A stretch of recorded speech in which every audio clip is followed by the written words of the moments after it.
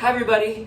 I thought I'd change up the scenery a little bit and give you a tour of my kitchen. Plus, my kitchen in my new place is the best place for lighting. So lighting is important when you give your speeches, so I'm going to do my best to give you good lighting when I give my example videos.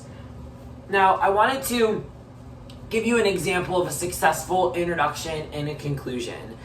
I think that doing a body of a speech and going through all of the main points is pretty self-explanatory. I think that that's going to be the thing that most of you are the most comfortable with during your speeches.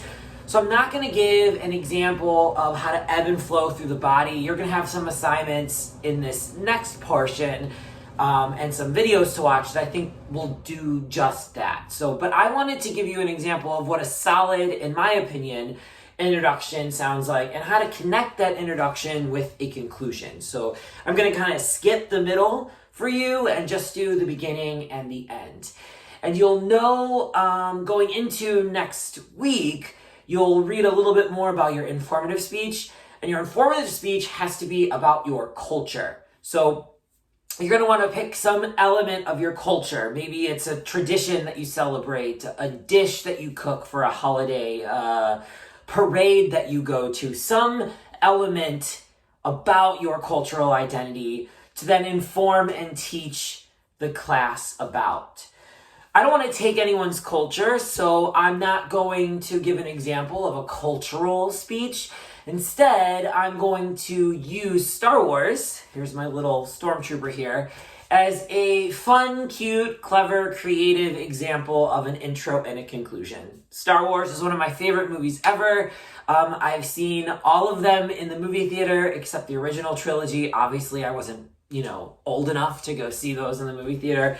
But I love Star Wars. I can't wait to go to Disney World and see the new land that they made and stuff.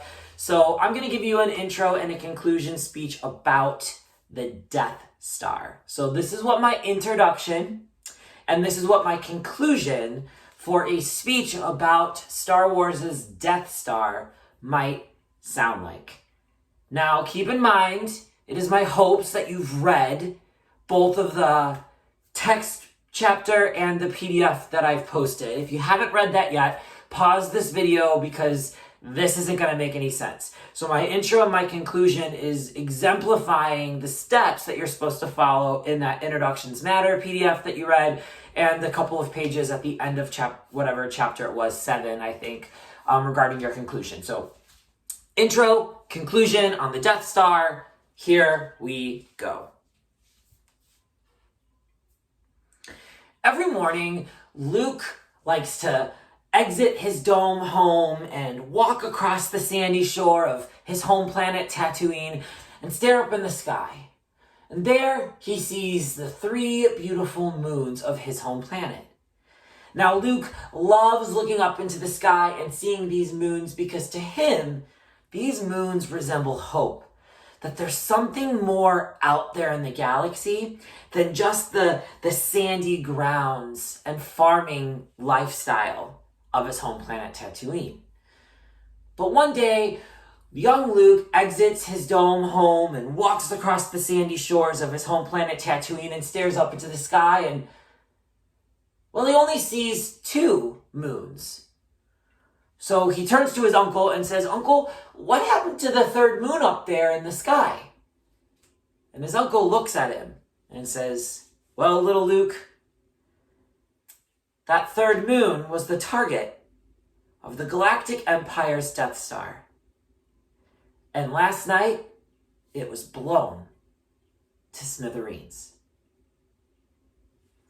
Currently, we are engaged in a civil war between the rebellion and the Galactic Empire.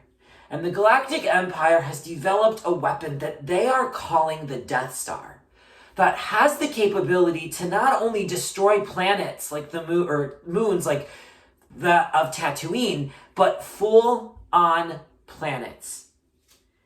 According to the Galactic Empire of 2016, George Lucas, weapons analyst and expert, states that the Death Star not only has the capacity to destroy one planet, but can immediately recharge and in the matter of seconds, point and shoot, destroying another planet entirely.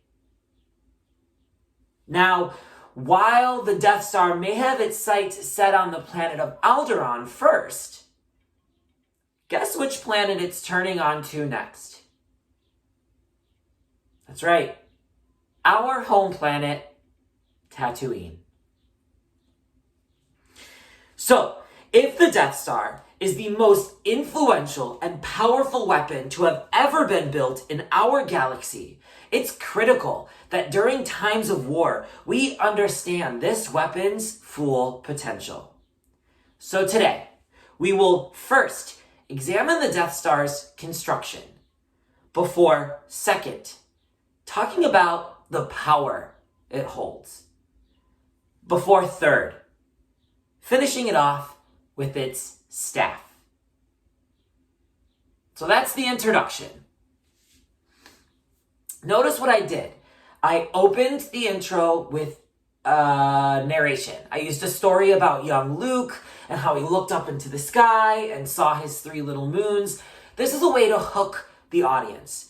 The little PDF chapter that you read talked about a number of ways that you can hook your audience. You can use a statistic, you can use a quotation, you can ask your audience a question. While I would normally suggest questioning your audience, doing that in an online class is a little difficult. So just for the way that this class is formatted, I wouldn't ask your audience a question because you can't really get feedback from your audience through a screen. You could use an anecdote, or I like to call these a statement of surprise, an alarming fact, a hard-hitting statistic that really kind of hits your audience in the gut, right? Makes our ears perk up. So the first goal of your introduction is to hook your audience. You want to reel them in. A boring speech right at the beginning, no one's going to listen to the rest of your speech. So really, that attention getter is one of the most important parts of your entire speech, because if you fail at hooking the audience's attention, you're going to fail at holding the audience's attention throughout the speech. The next thing that you have to do is provide a topical justification sentence by giving your audience an introduction to the topical background and giving them a reason to listen. So we call this background information and statements of significance and relevance. Why is the Death Star important? Well, some background information is we're engaged in a civil war, and the Galactic Empire has one-upped us by creating this crazy powerful weapon. And that's way better than what we're doing in the rebellion. So I had to kind of remind you that we're in this war, explain what the Death Star is and what power it has. And then notice I used a source to establish the justification or the significance of my speech. You always, always, always want to have a source in your introduction when telling us what makes your speech important. So not only do I think the Death Star is a really influential and powerful weapon, but George Lucas from the Galactic Empire of 2016, who just so happens to be a weapons expertise, says, yeah, it's a pretty powerful thing.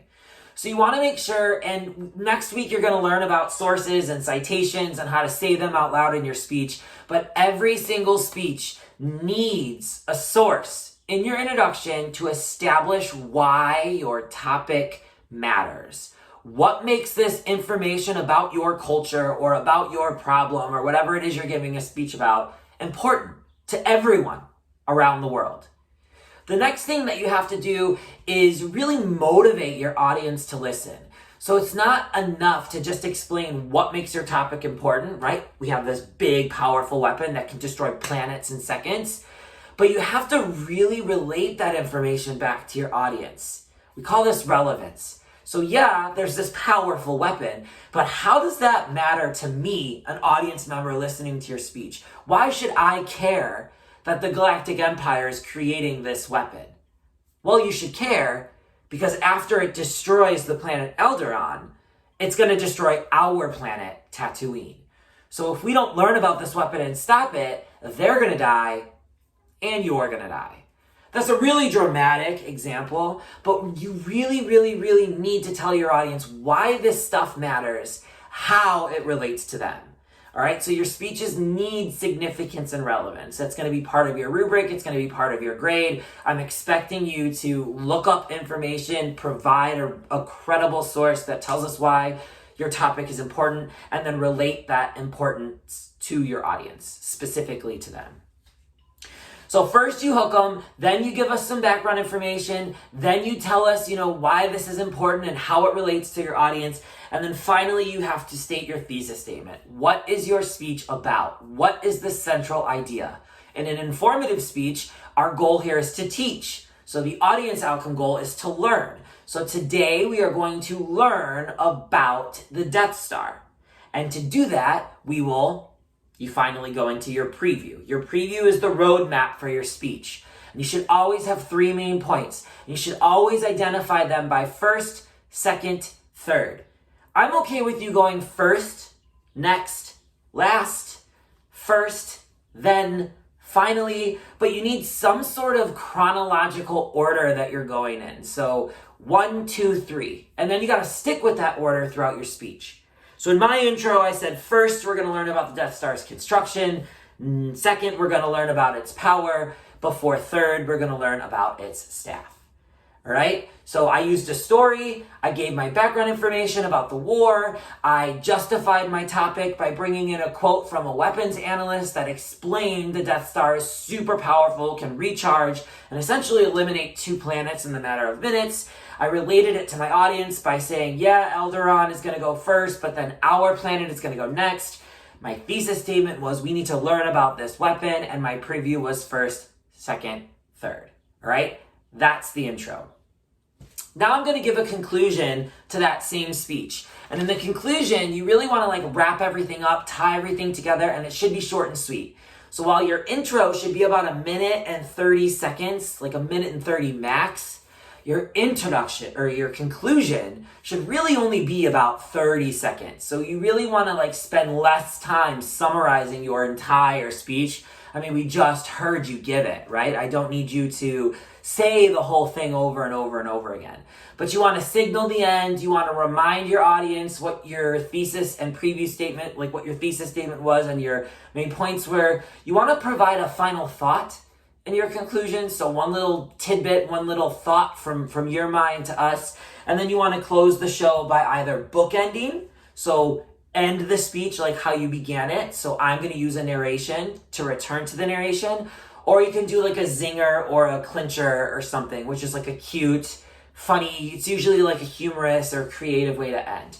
So I'm gonna do both so you can see that. All right. So here's the conclusion to my intro that I just gave about an informative speech about the Death Star.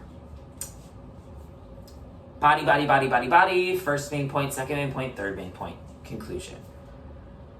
So today, we examined just how influential the Death Star is by looking into its construction, by looking into its power, and finally, by reviewing its staff. In the midst of an intergalactic war, it's critical to understand the weapons and the tools that our enemies are using so we can stop them before they stop us. So hopefully we can live in a world where one day young Luke walks out of his dome home and walks across the sandy shores of his home planet Tatooine and stares up into the sky, and there they are. All 3 moons, rather than just 2. Right? So that would be a bookend because I go back to my narration. If I wanted to end this speech with a zinger, that doesn't necessarily have to have anything to do with your intro. It's just got to be something cute, clever, creative at the end of your speech. So I'll go from my final thought into my zinger or my clincher or whatever the book calls it. In the midst of an intergalactic war, it is critical to understand the weapons and tools that our enemies have at the table so we can stop them before they stop us. And I don't know about you, but I think it's time we took the death out of Death Star. So that ending is considered a zinger or a clincher because it doesn't really point back to the narration that I told, but it still has to do with the topic at hand, and it's like a cute and clever way to end the speech. Right, so that's my example using a silly Star Wars example, but please read those PDFs, watch the videos. In next week's content unit, you're gonna have a full informative speech to watch and critique and evaluate, and you are also gonna have an assignment where you'll be able to identify elements of the speech. So you're gonna read an intro and you're gonna read a conclusion, and I'm gonna have you kind of highlight things and underline things, that kind of stuff. So if you need any more examples about what a conclusion or what an introduction sounds like, just please shoot me an email. Hopefully you've enjoyed this silly little example. And for those of you that love Star Wars, I'd love to hear what your favorite movie is. So shoot me an email and tell me which ones you like more. The original trilogy, the prequel, the new trilogy. Who's your favorite character out of all three? You obviously don't have to email me these things, but if you want to open a dialogue about Star Wars, I'm here to have that dialogue with you. Enjoy the rest of your week. If you've got any questions, let me know. And after you watch this video, you'll be done with this portion. So go back to the week 4 folder and finish any assignments that you haven't done yet.